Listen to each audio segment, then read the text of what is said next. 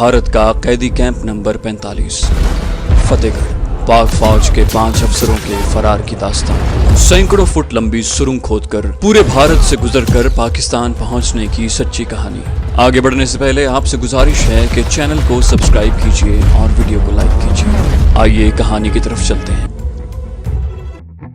दिल्ली जाने वाली इस गाड़ी में कुछ भीड़ थी, लेकिन मुसाफिरों ने मुझे बिठा लिया। हालांकि कपड़ों से मैं किसी अच्छी हैसियत का आदमी नहीं लग रहा था। मेरे सामने एक दुबला पतला सांवला सा नौजवान बैठा हुआ था। मैं नादिर और तारिक के मुताल्लिक मुतफक्किर था और दुआ कर रहा था कि वो खैरियत से हों। उनसे जुदा हुए 2 दिन गुजर गए थे। फरार की हालत में 2 दिन बड़ा ही लंबा और खतरों से भरपूर अरसा था। मुझे अपने सामने बैठे नौजवान ने चौंका दिया। वो शायद मेरे साथ बातें करने के मूड में था। उसने अपना तारुफ करवाया। वो जोधपुर का रहने वाला हिंदू था। उसकी जात बरादरी चौहान थी और नाम जय सिंह था। उसने बताया कि जोधपुर यूनिवर्सिटी में BA फाइनल का तालिब इल्म है। तारुफ के जवाब में मुझे अपना तारुफ करवाना चाहिए था। मैंने उसे बताया कि मेरा नाम रहीम है और मैं मुस्लिम राजपूत हूँ। मैंने अपने लिबास के पेश नजर अपनी तालीम मैट्रिक बताई और ये भी कि मेरे वालिद साहब मुतमव्विल इंसान हैं, लेकिन मैं इनकलाबी ख्यालात का लंबरदार हूँ। मेरे कपड़े मुफलिसी और जहालत के मजर थे। फरार के लिए जिस्मानी फुर्ती की इतनी जरूरत नहीं होती जितनी दिमागी मुस्तैदी की। यहाँ मुझे अपने दिमाग को हाजिर रखना था। जय सिंह चौहान मुझ में कुछ ज्यादा ही दिलचस्पी ले रहा था। मेरे मुंह से कोई नुकसानदेह बात निकल सकती थी। मैंने खतरों को भांपा तो ख्याल आया कि ये नौजवान हिंदी में बातें न करने लगे। मैंने बातों बातों में उस पर जाहिर कर दिया कि मैं हिंदी नहीं जानता। उसने हैरत का इजहार किया। मैंने उसे बताया कि मेरे वालिद साहब के एक दोस्त की औलाद नहीं है। वो मुझे उस वक्त अपना बेटा बनाकर यूपी ले गए थे जब मैंने अभी होश संभाले थे। उन्होंने ही मुझे तालीम दिलवाई और मेरी परवरिश की। वहाँ मुझे उर्दू और अंग्रेजी की तालीम दी गई। जय सिंह मुतमईन हो गया और बोला, हिंदी बड़ी आसान जबान है, आप जल्दी सीख जाएंगे। यूपी की अंग्रेजी तालीम बहुत अच्छी है, इसलिए आप मैट्रिक पास होने के बावजूद इतनी रवानी से बोल लेते हैं जो मैं BA का तालिब इल्म होने के बावजूद नहीं बोल सकता। गपशप लगाना मेरी जरूरत थी, लेकिन ये नौजवान मेरी बातों से बहुत ही मुतासिर हो गया। यहाँ तक कि वो गाड़ी की डाइनिंग कार में ले गया और खाने का ऑर्डर देने से पहले मुझसे पूछने लगा कि मैं क्या खाना पसंद करूंगा। मैंने जवाब दिया कि गोश्त नहीं खाऊंगा और जो चीज चाहे मंगवा लें। उसने कहा मैं भी वेजिटेरियन हूँ। खाना आया, हमने खाना खाया और अपने डिब्बे में चले गए। ज्यादातर मुसाफिर सो रहे थे। हमने भी बैठे बैठे सोने की कोशिश शुरू कर दी। 21 सितंबर 1972 की सुबह तुलू होने से पहले हमारी गाड़ी नई दिल्ली रेलवे स्टेशन पहुंची। मैंने अपने नौजवान हमसफर जय सिंह चौहान से रुखसत होने की इजाजत चाही, मगर उसने ये कहकर मुझे हैरान कर दिया कि मैं उसके साथ चलूं और उसकी बहन से मिलूं। उसकी बहन नेहरू यूनिवर्सिटी दिल्ली में प्रोफेसर थी। मैंने फिर कभी मिलने का वादा करके उसे टाला, लेकिन उसने शदीद जिद शुरू कर दी। उसकी जिद में रस्म या तकल्लुफ नहीं था। वो मुझे हर कीमत पर अपने साथ ले जाने पर तुला हुआ था। मैंने ये भी सोचा कि इन हालात में मेरा किसी हिंदू औरत से मिलना खतरे से खाली नहीं होगा, मगर मैं उसकी इतनी जिद को टाल कर भी अपने खिलाफ शक पैदा नहीं कर सकता था। एक हजाम की दुकान से शेव बनवाई, कंघी की और बाहर आया तो जय सिंह ने मुझे एक मोटर रिक्शे पर बिठा लिया और बहन के घर ले गया। उसकी बहन उधेड़ उम्र की औरत थी। हम दोनों ने उसे नमस्ते कहा। जय सिंह ने उसे परेशान करने के लिए कहा कि उसने मुझे पहचाना नहीं। वो मारवाड़ी जबान बोलते थे, मैं भी वही जबान बोल रहा था। गालिबन ये मुश्तरका जबान इस उन्स का बायस बन गई थी। उस औरत ने नाश्ता तैयार कराया। मेरे लिए नाश्ते में तो बहुत कशिश थी, लेकिन मैं चौकन्ना और मुस्तैद था। मुंह से जो बात निकालता वो अच्छी तरह तोल कर निकालता। इसी कैफियत में नाश्ता किया। 10 बजने वाले थे। मुझे नादिर और तारिक के पास बहुत जल्दी पहुंचना था। मुझे मालूम था कि मेरे इंतजार में उनका क्या हाल हो रहा होगा। हमने तय किया था कि मैं उन्हें निजामुद्दीन औलिया के मजार के करीब सिंध पंजाब होटल में मिलूंगा। मैंने अपने हिंदू मेजबानों से इजाजत चाही तो जय सिंह और उसकी बहन ने इसरार शुरू कर दिया कि मैं दोपहर का खाना खाकर जाऊं। मैंने उन्हें बताया कि कानपुर से मेरे दोस्त आ रहे हैं, मुझे उनके इस्तकबाल के लिए रेलवे स्टेशन जाना है। जय सिंह ने कहा कि वो भी मेरे साथ चलेगा। अजीब मगज फिरा नौजवान था। अगर मैंने उससे अपनी बातों वगैरह से इतना ज्यादा मुतासिर कर लिया था तो मेरी ये हरकत काबिल मजम्मत थी। वो मेरे साथ चिपक गया था। मैंने उसे कहा कि उसे साथ ले जाते मुझे खुशी होती, लेकिन अपने दोस्तों को गाड़ी से उतार कर 2-4 जगहों पर ले जाना है, इससे उसे बोरियत होगी। मैंने वादा किया कि इन सब को उसके घर लाऊंगा। लड़का खुश हो गया। उसकी बहन भी मान गई। मैंने नमस्ते कहा और वहां से भागने की कोशिश की। बाहर निकलते ही रिक्शा मिल गया। उसे कहा कि निजामुद्दीन औलिया के मजार तक पहुंचा दे। उसने वहां पहुंचा दिया। सिंध पंजाब होटल के अंदर और बाहर देखा। मेजर नादिर और मेजर तारिक का कहीं नामो निशान नहीं था। मैं सख्त परेशानी के आलम में होटल में बैठ गया। ऐसे ऐसे वहम आए कि दिल तड़प उठा। अगर वो पकड़े गए थे तो मुझे भी उनके साथ पकड़े जाना चाहिए था। मैं सिर्फ अपने लिए तो मदद नहीं लेने गया था। इतने में होटल का दरवाजा खुला और मेजर नादिर दाखिल हुए। आप मेरी खुशी का अंदाजा नहीं कर सकते। मेजर तारिक उनके साथ नहीं थे। नादिर ने बताया कि तारिक बिल्कुल खैरियत से है। फिर उन्होंने मुझे एक अखबार दिखाया जिसमें हमारे फरार की खबर शाया हुई थी। इसमें फरार होने वालों की तादाद 5 लिखी थी। सबके नाम भी लिखे थे। खबर के साथ हमारे फोटो नहीं दिए गए थे। दूसरे 2 कैप्टन जफर हुसैन गिल और लेफ्टिनेंट यासीन थे। ये दोनों हमारे बाद सुरंग से निकले होंगे। हमने अपने फरार की खबर दिलचस्पी से पढ़ी। मुझे अपने उन साथियों का ख्याल आया जो कैंप में रह गए थे। हमारे किए की सजा उन्हें मिल रही होगी और मिली भी थी। हम दोनों चाय पीकर रेलवे लाइन के साथ साथ चल पड़े। मैंने मेजर नादिर को अपनी कारगुजारी सुनाई जिससे उन्हें बहुत इत्मीनान हुआ। कुछ दूर मुझे पुराने मंदिर दिखाई दे रहे थे। नादिर के कहने के मुताबिक तारिक उन मंदिरों में थे। नादिर ने मुझे बताया कि उन्होंने ये 2 दिन और 2 रातें कहां और कैसे गुजारी हैं। उन्होंने मुझे बताया कि दिल्ली से रुखसत करके वो दोनों निजामुद्दीन औलिया के मजार पर चले गए थे। उन्होंने दरगाह के इंचार्ज से रात ठहरने की दरखास्त की। उन्हें इजाजत मिल गई। उन्होंने रात का खाना मजार के लंगर से खाया और वहीं सो गए। सुबह जागे और वहीं कहीं बैठे थे कि उन्हें आवाज सुनाई दी, मेजर साहब क्या हाल है। फरार और दियार गैर में ये आवाज उस तीर की मानिंद थी जो सीने में उतर गया हो। मेजर नादिर परवेज ने देखा एक आदमी उन्हें घूर रहा था। ये आवाज उसकी थी। किसी शक शुबे की गुंजाइश नहीं थी कि वो पहचाने और पकड़े गए हैं। उठ भागना मुनासिब नहीं था। मेजर नादिर ने उसे कहा कि आपको शायद गलती लगी है, मैं मेजर नहीं हूँ। उस आदमी ने कहा आपने मुझे पहचाना नहीं? आप मशरकी पाकिस्तान में जैसूर में थे। मैंने आपको वहाँ देखा था। मैं भी वहीं था।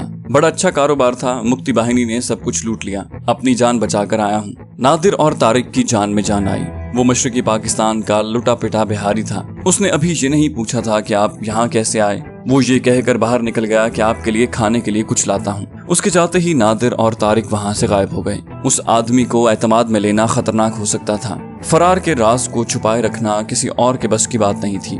मेरे दोनों दोस्त इधर उधर हो गए। रात को उन्होंने फिल्म का आखिरी शो देखा और सड़क के किनारे एक लोहार के छप्पर तले सो गए। उन्होंने अगली रात उन पुराने मंदिरों में गुजार दी। मैं और मेजर नादिर पुराने मंदिर में पहुंच गए। नादिर की रहनुमाई में हम एक मंदिर की सीढ़ियां चढ़ने लगे। मंदिर का वो इलाका अजीब और पुरस्कार था। मंदिरों में हैबत इतनी थी कि अकेला आदमी उनके अंदर जाने की जरूरत न करता। हम दोनों उस भयानक मंदिर की सीढ़ियां चढ़कर ऊपर गए तो मेजर तारिक को वहां लेटे हुए पाया। वो सो रहे थे। हमारे कदमों की आहट ने उन्हें जगा दिया। वो उछलकर उठे और मुझसे बगलगिर हो गए। हमने फौरन फरार के अगले और आखिरी मरहले पर बहस मुबाहसा शुरू कर दिया। तय ये हुआ कि बम्बई चला जाए और किसी गैर मुल्की बहरी जहाज के कप्तान से मिलकर मदद तलब की जाए। मैं काफी रकम लेकर आया था। फैसला किया कि मैं अपने लिए कॉटन की एक पतलून खरीद कर पाजामा उतार दूं और मेजर तारिक के लिए भी कॉटन की एक पतलून और एक कमीज खरीदी जाए और साथ में एक थैला भी। रेलवे टाइम टेबल देखा।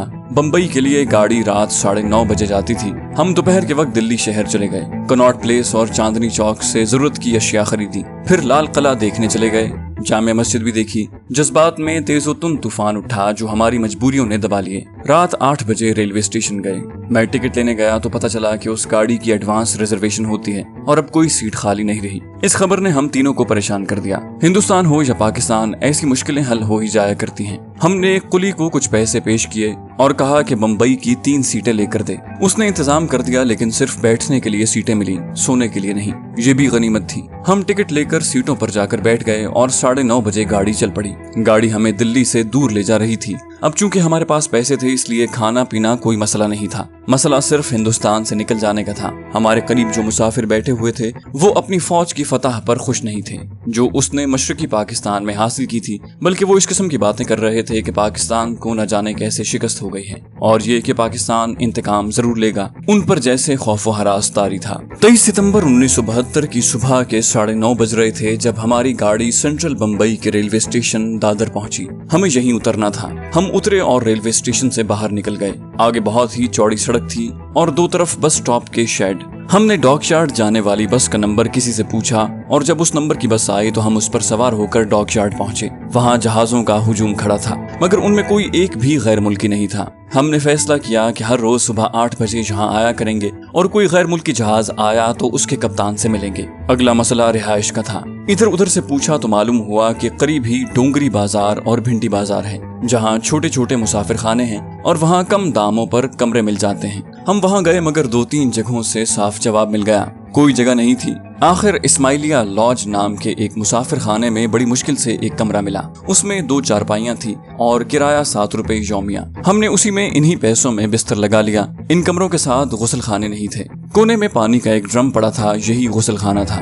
कमरे में एक बल्ब और एक पंखा था और बैरा भी आ जाया करता था। किसी चीज की जरूरत होती तो बैरे को कमीशन देकर मंगवाई जा सकती थी। ये दोनों बाजार मुसलमानों के हैं, वहाँ गाय का गोश्त भी मिल सकता है। इस्माइलिया लॉज में खाने का इंतजाम नहीं था। हम करीब के एक होटल से खाना खाते थे। ₹1.25 फी कस के हिसाब से एक वक्त के लिए पेट भर कर रोटी मिल जाती। पहले रोज हमने गुस्ल किया, कपड़े धोए और हमारा हुलिया कुछ दुरुस्त हुआ। फिर हम सो गए। थकन ने हमारा बुरा हाल कर रखा था। अगली सुबह 8 बजे डॉकयार्ड गए। किसी गैर मुल्की बहरी जहाज को ढूंढते 2 बज गए और हम मायूस लौट आए। हमने अखबारों में अपने फरार की एक और खबर पढ़ी। लिखा था कि फरार होने वाले 5 पाकिस्तानी अफसरों की गिरफ्तारी के लिए मुकम्मल नाकाबंदी कर दी गई है और घर घर तलाशी जारी है। हम चौकन्ने हुए क्योंकि बम्बई की बंदरगाह भी नाकाबंदी में शामिल हो सकती थी।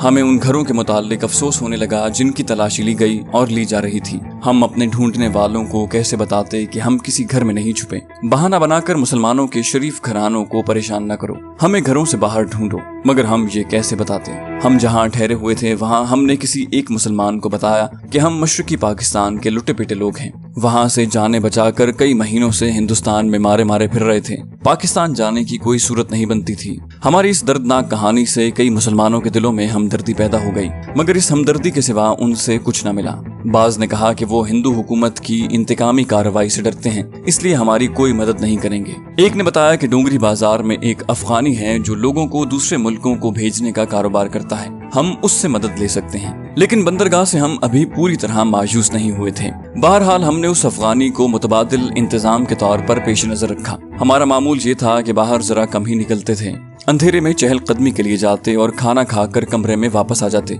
बम्बई में 2 फिल्में लगी हुई थी, मुगल आजम और पाकीज़ा। जूं दिन गुजरते जा रहे थे, पैसों में कमी आती जा रही थी। पैसे बचाने के लिए हमने 24 घंटों में सिर्फ 1 डब्बा रोटी और 1 कप चाय पर गुजारा करना शुरू कर दिया, जिससे जिस्म कमजोर होने लगे। हमारे पास विटामिन की गोलियां थी, उनसे ग़िज़ाइयत की कमी पूरी करते रहते। डॉकयार्ड में किसी गैर मुल्की बहरी जहाज का सुराग न मिला। मायूसी होने लगी। पैसे खत्म होने को आ गए थे। इस माली पोजीशन में हम नेपाल को भी नहीं जा सकते थे।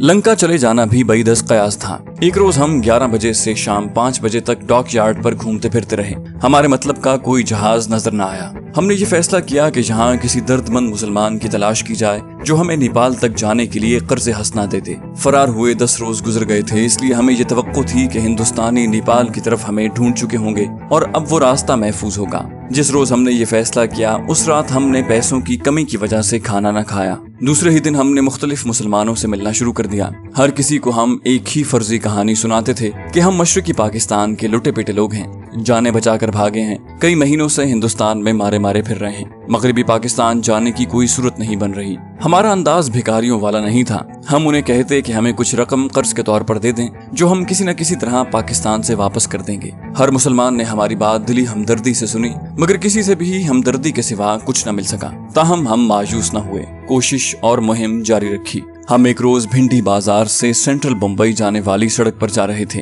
एक 4 मंजिला इमारत के करीब से गुजरते एक बोर्ड पर नजर पड़ी। ये कोई नकवी साहब वकील थे। हमने उसी की कॉल बेल बजाई। बंद दरवाजे के पीछे से एक निस्वानी आवाज ने पूछा कि हम कौन हैं और किससे मिलना चाहते हैं। हमने बताया कि नकवी साहब से मिलना है। जवाब मिला कि वो घर पर नहीं है, शाम 5 बजे आएंगे। हम मायूस लौटे।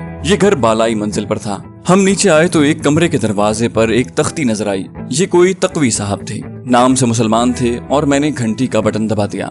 दरवाजा खुला और एक उधेड़ उम्र आदमी बाहर आया। सलाम दुआ के बाद वो हमें अंदर ले गया और ड्राइंग रूम में बिठाकर कहा, फरमाइए मैं आपकी क्या खिदमत कर सकता हूँ। हमने उसे अपनी फर्जी कहानी सुनाकर मुद्दा बयान किया। उसने कहा 2 महीने पहले तक मैं वाहगा बॉर्डर पर था, फिर मेरी तब्दीली बम्बई कर दी गई, यहाँ से मैं आपकी कोई मदद नहीं कर सकता। हमने कहा कि हमें कुछ रकम बतौर कर्ज दे दें, हमें जब भी मौका मिला पाकिस्तान से वापस कर देंगे। मगर तकवी साहब से भी हमदर्दी के सिवा कुछ न मिला। अचानक मेरी नजर एक टोपी पर पड़ी जो पुलिस की थी। मैं समझ गया कि जनाब तकवी साहब पुलिस ऑफिसर हैं। मेरा पसीना निकल आया। हम मफरूर जंगी कैदी एक पुलिस ऑफिसर के घर आन बैठे थे। मैं तारिक को इशारा न कर सका कि वो भी पुलिस की टोपी देख ले। मैंने तकवी साहब की बात खत्म होते ही इजाजत चाही, मगर उसने इसरार किया कि हम चाय पी कर जाएं। मैंने पुरजोर अल्फाज में उनका शुक्रिया अदा किया और इजाजत चाही, मगर उसकी जिद और इसरार ने उठने न दिया। मुझे यही एक खतरा नजर आ रहा था कि वो हमें चाय के बहाने बिठाएगा और पुलिस को बुलाकर हमें गिरफ्तार करवा देगा। वो अंदर चला गया। मैंने तारिक को पुलिस की टोपी दिखाई तो उनकी हालत भी बिगड़ गई। हम होशियार और बवक्त जरूरत भागने के लिए तैयार हो गए, कान दरवाजों की तरफ लगा दिए। मिस्टर तकवी वापस आए तो उन्होंने निहायत दिलचस्प बातें शुरू कर दी। फिर चाय आ गई। हमें चाय की जरूरत तो थी, मगर उसके साथ कोई दिलचस्पी नहीं थी। हम जरा जल्दी वहाँ से निकलने में दिलचस्पी रखते थे। चाय बहुत गर्म थी। हमने जल्दी जल्दी मुंह जलाने वाली गर्म चाय पी, लेकिन कप अभी खाली नहीं हुए थे। तकवी साहब ने कप अभी आधा भी खत्म नहीं किया था। हम एक लम्हा भी नहीं रुकना चाहते थे, लेकिन आदाब का तकाजा था कि जब तक मेजबान चाय खत्म न कर ले हम बैठे रहें। मगर मेजबान में फर्क होता है। मैंने सोचा कि हम महफिल के आदाब के पाबंद रहें तो कहीं ऐसा ना हो कि मिस्टर तकवी पुलिस के आदाब दिखा जाएं। हम दोनों उठे और शुक्रिया अदा करके रस्मी तौर पर इजाजत चाही। मिस्टर तकवी कुछ बेजार से हुए और हम वहाँ से निकल आए। इस मौके पर मेजर नादिर हमारे साथ नहीं थे। सारा दिन सड़कों पर पैदल मारे मारे फिरने से सर मुंह गर्द से अट गए थे। कमरे में जाकर नहाए और सर जोड़कर बैठ गए। हमें कोई रास्ता निकालना था और बहुत जल्दी निकालना था। पुलिस की टोपी ने इमरजेंसी की शिद्दत में इजाफा कर दिया। हमने ये तय किया कि किसी मस्जिद में जाकर पेश इमाम को अपनी फर्जी कहानी सुनाएं और उन्हें कहें कि वो हमें किसी ऐसे मुतमव्वल इंसान से मिला दें जो कर्ज के तौर पर हमारी मदद कर सके। इस फैसले के तहत मैं और तारिक डोंगरी बाजार की मस्जिद में चले गए। इशा की नमाज खत्म हो चुकी थी और पेश इमाम साहब जा चुके थे। पूछने पर इल्म हुआ कि अपने हुजरे में है। हुजरा मस्जिद से मुल्हिक मदरसे की ऊपर वाली मंजिल में था। एक आदमी ने रहनुमाई की और हम ऊपर चले गए। दस्तक दी तो मौलाना ने दरवाजा खोला और हमें अंदर ले गए। हमने अपनी फर्जी कहानी सुनाई और मुद्दा बयान किया। उन्होंने हमदर्दी का इजहार करते हुए कहा कि उनकी माली हैसियत ऐसी नहीं कि हमारी मदद कर सकें। अंदाज बता रहा था कि वो मुतासिर हुए हैं और कुछ न कुछ करेंगे जरूर। उन्होंने कहा कि हम कल फजर की नमाज के वक्त मस्जिद में आ जाएं। वो कोशिश करेंगे कि हमारा मसला हल हो जाए। मसला हल होता ना होता मौलाना का सलूक और गुफ्तगू इतनी प्यारी थी कि हमारे दिलों से मायूसी की तलखी कम हो गई। हम अपने कमरे में गए और अल्लाह के सहारे सो गए। मैं और तारिक फजर की नमाज के वक्त मस्जिद में गए। बाजमात नमाज पढ़ी। नमाज के बाद पेश इमाम ने दरसे कुरान शुरू कर दिया। उन्होंने जिस मौजू का इंतखाब किया उससे हमने महसूस किया कि वो हमारी कहानी और हमारी मुश्किल से मुतासिर हैं। उनका मौजू था मुसलमानों की उखुव्वत और काबिल इमदाद मुसाफिरों की मदद करना। उन्होंने कुरानी आयात मुबारका की रोशनी में दर्स दिया, अहादीस भी सुनाई और आखिर में उन्होंने गैर मुतवक्के तौर पर इस दर्स का रुख हमारी तरफ फेर दिया। हम दोनों की तरफ इशारा करके सामईन से कहने लगे कि हमारे ये दो भाई मशरकी पाकिस्तान में अपना सब कुछ लुटा आए हैं। अब पाकिस्तान तक पहुंचने के लिए इनके पास ज्यादा राह भी नहीं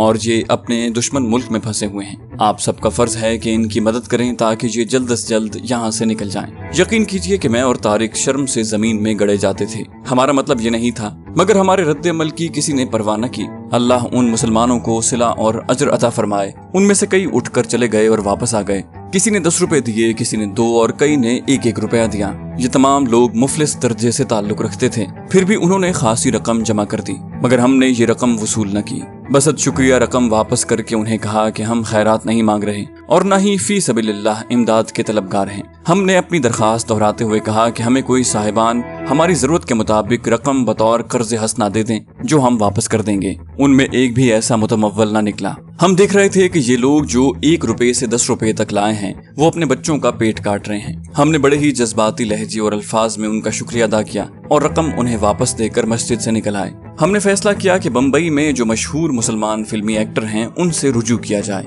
हम उसी रोज मुताद्दिद मुसलमान फिल्म स्टारों से मिले, मगर हर किसी ने ये बुज़दिलाना जवाब दिया कि हिंदुस्तान में हमारी बहुत इज्जत की जाती है और हमें ऊंचा मकाम हासिल है। अगर हुकूमत को पता चल जाए कि हमने किसी पाकिस्तानी की मदद की है तो हमारी इस हैसियत पर जद पड़ेगी और हिंदू हमें इंतकाम का निशाना बनाएंगे। हमने इस यकीन के साथ कि ये लोग लखपति हैं इन्हें कायल करने की बहुत कोशिश की और कहा कि हुकूमत को क्यों कर पता चल सकता है कि उन्होंने हमारी मदद की है, मगर वो हमें साफ डाल रहे थे और बेबुनियाद बहाने तराश रहे थे। हम नटराज फिल्म स्टूडियो में गए। एक फिल्म स्टार से मिलना था। दरवाजे पर खड़े चौकीदार ने हमें रोक कर पूछा कि इस फिल्म स्टार से क्यों मिलना है। हमने चौकीदार को अपनी फर्जी कहानी सुना दी। वो पठान था। उसने अपने एक साथी को अंदर बुला लिया और पश्तो में उससे बातें करके हमें कहा कि हम कल फिर आएं, वो हमारी मदद कर देंगे। फिल्म स्टार न मिल सका और हम वापस आ गए। अपने कमरे में बैठकर हमने एक फैसला किया। इसके तहत अगले रोज नटराज स्टूडियो जाने का इरादा तर्क कर दिया और ये स्कीम बनाई कि अपनी मदद आपके उसूल पर काम किया जाए, वरना बम्बई से निकलने की कोई सूरत नहीं बनेगी। हमने फैसला किया कि कल एक टैक्सी में सवार होंगे और उसे किसी वीरान इलाके में ले जाएंगे। वहाँ ड्राइवर को डरा कर उससे नकदी निकाल लेंगे और टैक्सी लेकर खुद चलाकर शहर में कहीं खड़ी कर देंगे। इस वारदात से खासी रकम मिलने की तवक्को थी। हमने उसका ये पहलू नजरअंदाज नहीं किया था कि पकड़े जाने की सूरत में बाकी जिंदगी बंबई की जेल में गुजरेगी, मगर मजबूरी ऐसी थी कि हमें यह खतरा मोल लेना पड़ा। हमने अपने आप को किसी खुशफहमी में मुब्तला नहीं किया था। हकायक और खतरात को सामने रखकर हम ज़हनी और जिस्मानी लिहाज से इस वारदात के लिए तैयार हो गए और सो गए। सुबह हम देर से जागे, कोई जल्दी नहीं थी। उस रोज हमारे शेड्यूल में शाम की ये वारदात थी। 11 बजे के लगभग हमने गुस्ल किया और बेमकसद घूमने फिरने के लिए बाहर निकल गए। डोंगरी बाजार से होते हुए हम भिंडी बाजार में दाखिल हुए। इत्तेफाक से हमारी नजर छोटे से एक बोर्ड पर पड़ी। हमने ये बोर्ड पहले नहीं देखा था। मैं इसकी तफसीलात नहीं बताऊंगा। उस बोर्ड ने हमारी रहनुमाई की और हम एक जगह पहुंच गए। वहां भी हमने अपनी फर्जी कहानी सुनाई। वहां से जवाब मिला कि शाम 4 बजे आए, कुछ इंतजाम हो जाएगा। मायूसी के आलम में शाम 4 बजे वहां गए तो ये मालूम करके भी यकीन न आया कि हमारे लिए रकम का इंतजाम कर दिया गया है। रकम हमें दे भी दी गई, जो हमने रिक्कत आमेज शुक्रिया के साथ ले ली।